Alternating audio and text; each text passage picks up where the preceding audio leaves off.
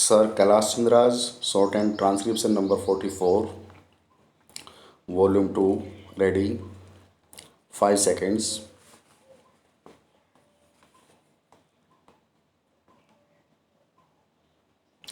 Mr. Vice Chairman, the Minister of Railways has given us some impressive figures regarding route mileage, the number of passenger trains that run every day, the number of goods trains that run every day, the number of millions of passengers who travel by train.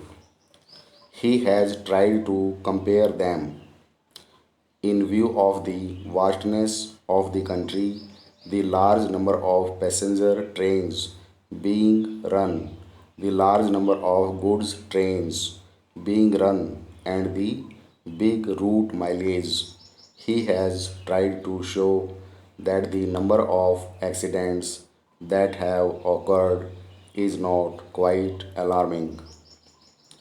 I do not know what his idea was when he tried to compare the number of accidents against this background.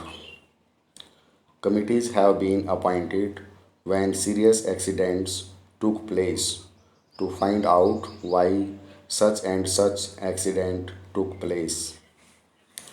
The Shah Nawaz Committee, which was appointed in 1956, gave a very voluminous report. Therein, they had stated the causes of accidents that occurred during the period before, and they had also suggested some preventive measures.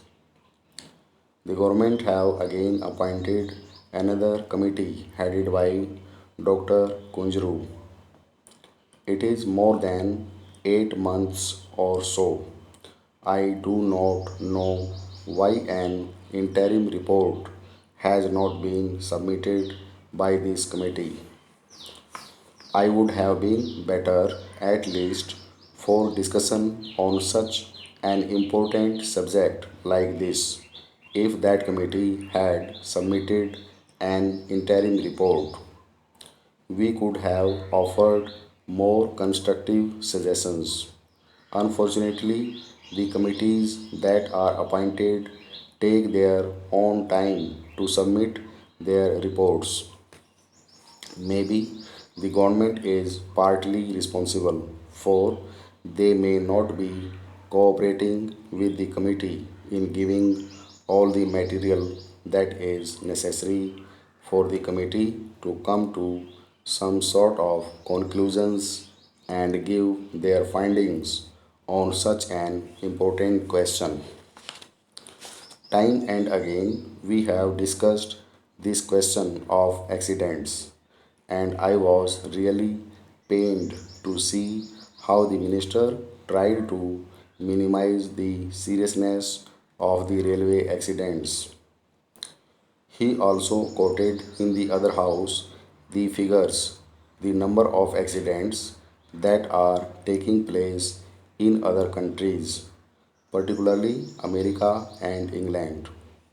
The conditions that are obtaining in these countries and that are obtaining in India are totally different. There, many of the accidents take place not because of follies, not because of the limitations under which those railways work, but mostly because of the environment that there has been in those countries. So he did not mention the figures here but took refuge under the guise that our railways work much better than the railways work in other countries and that the rate of accidents in India is much lower than the rate of accidents in America or England.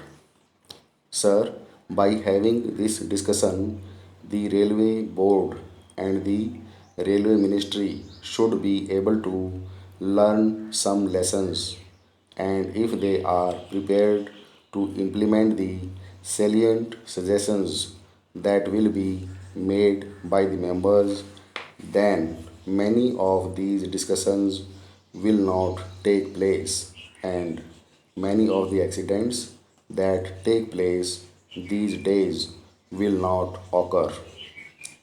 It has now become almost an everyday affair. After the statement was made by the Honorable Minister in this House and the other House, another accident had occurred to a deluxe train. It is therefore incumbent and imperative on the part of the Railway Ministry to see whether they could avoid these accidents.